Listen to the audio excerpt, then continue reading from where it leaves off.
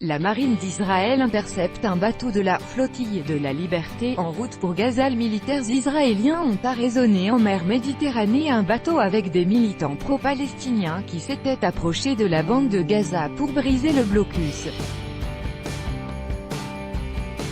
La marine israélienne a intercepté dans la mer Méditerranée le navire Lauda, le retour, en arabe, qui se dirigeait, battant pavillon norvégien, vers la bande de Gaza pour rompre le blocus, ont déclaré des organisateurs de l'action sur leur compte Twitter.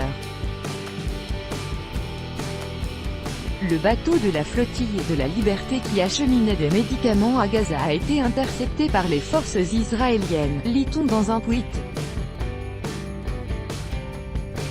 Selon eux, il y avait 22 marins, militants des droits de l'homme et des journalistes de 16 pays à bord du bateau qui faisait partie de la flottille de la Liberté internationale.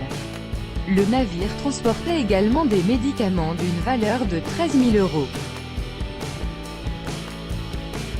Selon les organisateurs de l'action, lorsque le navire se trouvait à quelques 50 000 nautiques, 92 km de la bande de Gaza, les militaires israéliens ont contacté l'équipage à la radio lui demandant de changer de direction.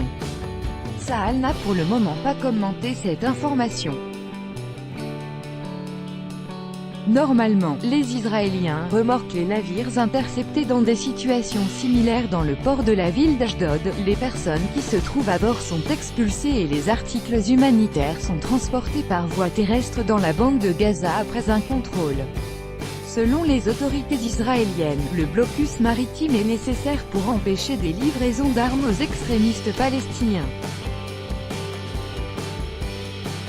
Des organisations des droits de l'homme qualifient le blocus d'illégal et ont envoyé à maintes reprises des navires avec de l'aide humanitaire et des délégations en solidarité avec la bande de Gaza. Dans la plupart des cas, de pareilles interceptions se déroulent sans recourir à la force. L'incident de 2010 a été une exception.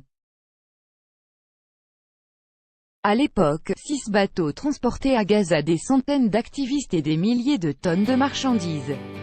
9 personnes d'origine turque ont trouvé la mort lorsqu'elles ont tenté de résister à l'abordage.